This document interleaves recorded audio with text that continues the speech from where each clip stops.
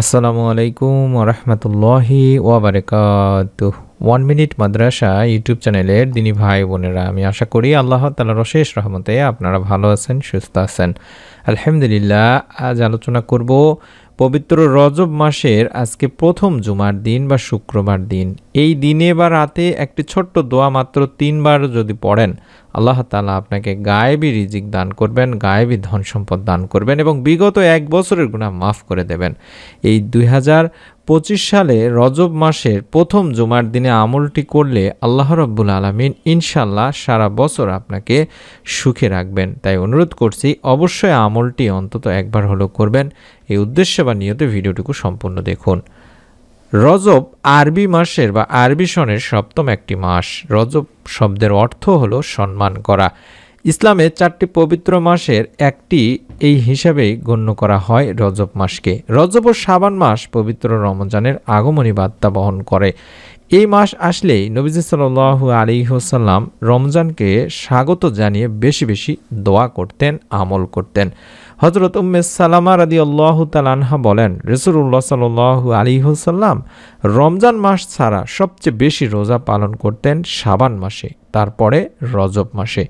হযরত আয়েশা রাদিয়াল্লাহু তাআলা আনহা বলেন, যখন রজব মাস আসতো রাসূলুল্লাহ সাল্লাল্লাহু আলাইহি ওয়াসাল্লামের আগমনের আধিক্য দেখে আমরা তা বুঝতে পারতাম।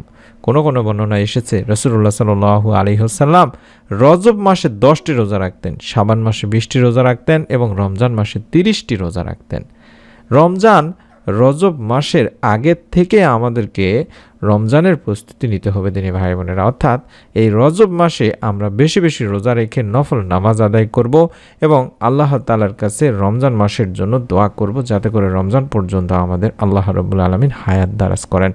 বেশি বেশি এই জুমার দিনে আমল করব, যাতে করে আল্লাহ রাব্বুল আলামিন আমাদের গুনাহ মাফ করেন, রিজিকে বরকত দান করেন এবং ইংরেজি নতুন বছরটিতে আমাদেরকে সুখে রাখেন, বিপদ আপদ থেকে রক্ষা করেন। আপনারা জানেন যে ইসলামে জুমাবার একটি খুবই গুরুত্বপূর্ণ এবং মর্যাদাপূর্ণ দিন। এই প্রসঙ্গে রাসূলুল্লাহ সাল্লাল্লাহু আলাইহি ওয়াসাল্লাম বলেন, দিবসসমূহের মধ্যে জুমার দিন হলো সর্বশ্রেষ্ঠ এবং তা আল্লাহর কাছে অধিক সম্মানিত। হাদিসে আরও বর্ণিত হয়েছে, সূর্য উদিত হওয়ার দিনগুলোর মধ্যে জুমার দিনই সর্বোত্তম, কারণ এই দিনে আদম আলাইহিস সালামকে সৃষ্টি করা হয়েছে, এই দিনই তাকে জান্নাতে প্রবেশ করানো হয়েছে এবং এই দিনই তাকে জান্নাত থেকে বের করা হয়েছে। সহিহ মুসলিম 854 নম্বর সহিহ একটি হাদিস। হাদিস অনুযায়ী পবিত্র জুমার দিনে আসরের সময়টি খুবই গুরুত্বপূর্ণ। এই সময় মুমিনদের জন্য বিশেষ কিছু আমলের কথা বলা আছে হাদিসে। আমলগুলোর মধ্যে রয়েছে দোয়া, জিকির, ইস্তেগফার ইত্যাদি। এবং আরেকটি আমলের কথা বলা হয়েছে, সেটি হলো বিশেষ নিয়মে দরুদ পাঠের কথা। অর্থাৎ পবিত্র জুমার দিনে যত আমলই করে না কেন বেশি বেশি দরুদ পাঠ করতে হবে, কারণ রাসূল সাল্লাল্লাহু আলাইহি ওয়াসাল্লাম ইরশাদ করেছেন, তোমরা জুমার দিনে আমার উপর বেশি বেশি দরুদ পাঠ করো, কেননা তোমাদের পাঠকৃত দরুদ আমার সামনে পেশ করা হয়। হাদিসে কুদসিতেও এসেছে, তোমরা জুমার দিনে বেশি বেশি দরুদ পড়ো, কারণ জিবরাইল আলাইহিস সালাম এইমাত্র আল্লাহ তাআলার বাণী নিয়ে হাজির হলেন। আল্লাহ তাআলা বলেছেন, পৃথিবীতে যখন কোনো মুসলমান আপনার উপরে একবার দরুদ পড়ে, আমি তার উপর 10 বার রহমত নাজিল করি এবং আমার সব ফেরেশতা তার জন্য 10 বার ইস্তেগফার করে। সুবহানাল্লাহ। তাই বেশি বেশি দরুদ পাঠ করব এবং বেশি বেশি আল্লাহ তাআলার কাছে আমাদের গুনাহের জন্য ক্ষমা প্রার্থনা করব। অভাবে যারা আছেন তারাই শুধু জানেন যে অভাব কতটা কষ্টের। সবাই আমরা তাই চাই জীবনে কল্যাণময় হোক, রিজিক বেড়ে যাক, সহজে ধনী হয় যেন যেতে পারি, জীবনে প্রাচুর্য আসুক। কিন্তু প্রকৃত কল্যাণময় ও প্রাচুর্যময় জীবন শুধুমাত্র তারাই পান যাদেরকে আল্লাহ রাব্বুল আলামিন তা দান করেন। তবে সহজ কিছু আমল করলে আপনার জীবনেও প্রাচুর্য আসবে এবং আল্লাহ রাব্বুল আলামিন আপনার জীবনকেও সহজ করে দেবেন। তাই অনুরোধ করছি, অন্তত ইস্তেগফারের আমলটিকে বেশি বেশি করবেন। গায়েবী রিজিক পাওয়ার জন্য হলেও ইস্তেগফারের আমলটি আমাদের প্রত্যেকেরই করা উচিত।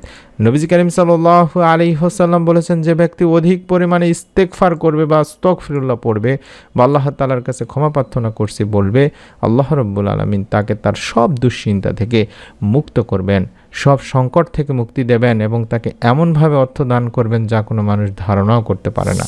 এবং আল্লাহ রাব্বুল আলামিনও বলেন, আর আমি তো বলেছি তোমরা তোমাদের প্রভুর কাছে ক্ষমা প্রার্থনা করো, নিশ্চয়ই তিনি অত্যন্ত ক্ষমাশীল, তিনি তোমাদের জন্য প্রচুর বৃষ্টিপাত করবেন এবং তিনি তোমাদের ধন সম্পদ ও সন্তান সন্ততি দ্বারা সমৃদ্ধ করবেন। সুতরাং আমাদের সকলেরই বেশি বেশি করে ইস্তেগফারের আমল করা জরুরি দিনী ভাই বোনেরা। ইস্তেগফারের মাধ্যমে আল্লাহ তাআলা গায়েবী রিজিক দেবেন, আমাদের কল্পনার বাইরে থেকে রিজিক প্রদান করবেন। তাই দিনে কম করে হলেও অন্তত 100 বার আস্তাগফিরুল্লাহ আস্তাগফিরুল্লাহ আস্তাগফিরুল্লাহ এইভাবে অন্তত 100 বার পাঠ করব এবং একটি ছোট্ট দোয়া পাঠ করব, যেই দোয়াটি আমি স্ক্রিনের মধ্যে দেখাচ্ছি। প্রতিদিন কম করে হলো 3 বার এই দোয়াটি পাঠ করব, যেটি আবু দাউদ শরীফে রয়েছে।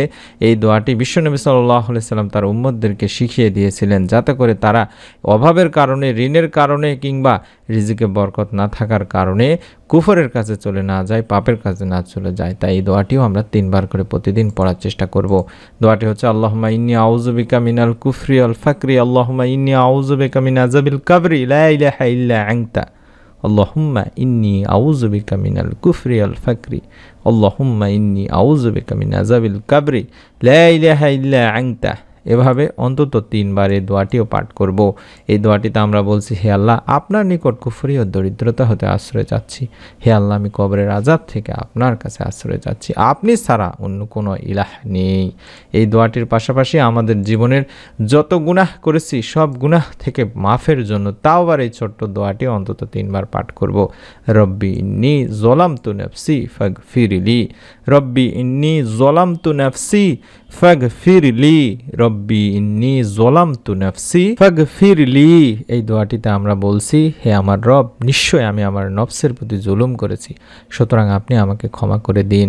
এটি কোরআনুল কারীম থেকে নেওয়া তাওবার একটি দোয়া। আমি আশা করছি আমার দিনী ভাই বোনেরা পবিত্র জুমার দিনে, রজব মাসের আজকে প্রথম জুমার দিনে অন্তত 3 বার করে দোয়াগুলো পাঠ করবেন এবং অন্তত 100 বার ইস্তেগফারের আমল করবেন। আল্লাহ রাব্বুল আলামিন ইনশাআল্লাহ আপনার পরিবার সংসারে রিজিকে বরকত দান করবেন, আপনার গুনাহ মাফ করে দেবেন।